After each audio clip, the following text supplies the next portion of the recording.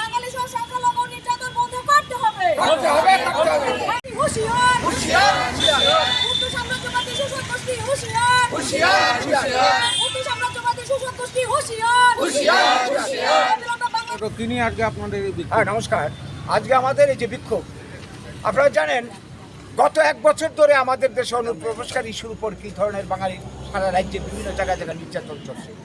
একই পরিস্থিতি আমাদের পাশের রাষ্ট্র বাংলাদেশ গত 2024-এর 5ই আগস্ট হাসিনা সরকারের পতনের পর থেকে আজ অবধি সংখ্যালঘু বাঙালি থেকে শুরু করে হিন্দু বাঙালি থেকে শুরু করে আরও যারা ধর্মীয় সংখ্যালঘু যারা রয়েছে তাদের উপর কী ধরনের নির্যাতন, প্রতিদিন প্রতি মুহূর্তে টর্চার হচ্ছে, মন্দির মানে গির্জা ভেঙে দেওয়া হচ্ছে, নারী ধর্ষণ হচ্ছে, দোকানপাট ভাঙচুর করা হচ্ছে, এইভাবে জীবন্ত পুড়িয়ে মারা হচ্ছে, ঘটনাগুলি ঘটে চলেছে। আমরা লক্ষ্য করছি বাংলাদেশে এখন যে ক্ষমতায় যে রয়েছে এটা নির্বাচিত সরকার নয়, ইউনূসের নেতৃত্বে চূড়ান্ত বাঙালি বিদ্বেষী একটা মানুষ এখনো ক্ষমতা বসে রয়েছে। তারা নির্বাচন ডিক্লেয়ার করেছে সেই দেশের ফেব্রুয়ারি মাসে, এটা তাদের দেশের ব্যাপার হলেও এই নির্বাচনকে কেন্দ্র করে আমরা আজকে যেটা লক্ষ্য করছি বাঙালি হিন্দু সহ সংখ্যালঘুদের উপর সাংঘাতিক আক্রমণ আসছে। রবীন্দ্রনাথ ঠাকুর যেমন আমার এই দেশে আক্রান্ত, বাংলাদেশেও রবীন্দ্রনাথ ঠাকুর আক্রান্ত, মানে তার স্ট্যাচু তার কীর্তিকলাপের উপর আঘাত আসছে। ইভেন কি বলবো নজরুলের উপর আঘাত আসছে।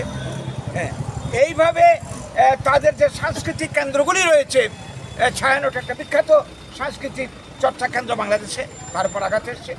আমাদের দূতাবাস আক্রান্ত হয়ে গেছে গত 2-3 দিন আগে, এবং অনবরত ভারত বিদ্বেষী জিগির এখানে চলছে। এতে কি হচ্ছে, আক্রান্ত যারা হচ্ছে তারা কিন্তু আমাদের আত্মীয় স্বজন, তাইলে ওই দেশেও আমাদের জায়গা নেই, এই দেশেও আমাদের জায়গা নেই, এটা কতদিন চলবে? এই অবস্থার হাত থেকে আজকে বাংলাদেশের হিন্দু বাঙালিদেরকে বা অন্য যারা সংখ্যালঘু রক্ষা করার জন্য ভারতের একটা দায় রয়েছে, দায়িত্ব রয়েছে। বাংলাদেশ সৃষ্টি হয়েছে ভারতের কল্যাণে। আজকে ভারত বিরোধী জিকির চলছে এবং হিন্দুরা বা অন্যরা নির্যাতিত হচ্ছে, এর জন্য ভারত চুপ করে বসে থাকতে পারে না। আমরা ভারত সরকারের কাছে আবেদন করছি আন্তর্জাতিক চাপ সৃষ্টি করা হোক, ভারতের নেতৃত্বে এই পরিবেশটা তৈরি করুক ভারত, এবং ভারতের যতগুলি রাজনৈতিক দল রয়েছে, বিরোধী দল শাসক থেকে শুরু করে সবাই মিলে একটা ঐক্যমতের ভিত্তিতে আমাদের একটা সারা পৃথিবী জুড়ে একটা প্রচার করতে হবে ওইখানকার বাঙালিদেরকে রক্ষা করার জন্যে, সংখ্যালঘুদেরকে রক্ষা করার জন্য এই দাবি আমরা করছি। এবং যারা এই ধরনের কাজে যুক্ত, আজকে এই গত 1-1.5 বছরে কত লোক মানে বাঙালি সহ বাংলাদেশে ক্ষতিগ্রস্ত হয়েছে, কোনো অপরাধের বিচার নেই, তাদেরকে বিচারের আওতা আনতে হবে, গ্রেপ্তার করতে হবে।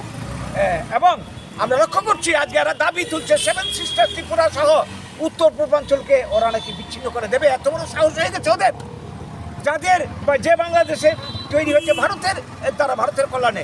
আজকের এই পুরো ইতিহাস ভুলে এরা এত বড় মির্জাপুর বিশ্বাসঘাতকের ভূমিকা নিয়েছে, ভারতকে ভেঙে দিবে, ভারতকে কেটে দেবে, এবং উগ্রপন্থীদেরকে মদত দিচ্ছে। উত্তর পূর্বাঞ্চলের যত উগ্রপন্থী যারা আছে, যারা ত্রিপুরার শান্তি বিঘ্নিত করছে, উত্তর পূর্বাঞ্চলের শান্তি বিঘ্নিত করছে, আমাদের বাঙালিদের ধন জীবন ছিনিয়ে নিচ্ছে, কাজেই এই মদত যারা দিচ্ছে তারা আমাদের শত্রু, ভারতবর্ষের শত্রু, বাঙালির শত্রু।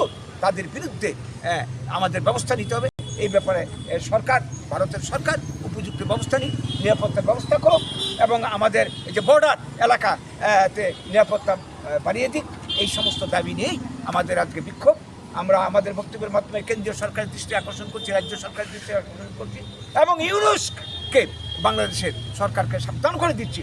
এইভাবে যদি আক্রমণ চলতে থাকে, আঘাত চলতে থাকে, তাহলে এই দেশের বাঙালিরা, এই দেশের মানুষ, ভারতীয়রা কিন্তু চুপ করে বসে থাকবে না।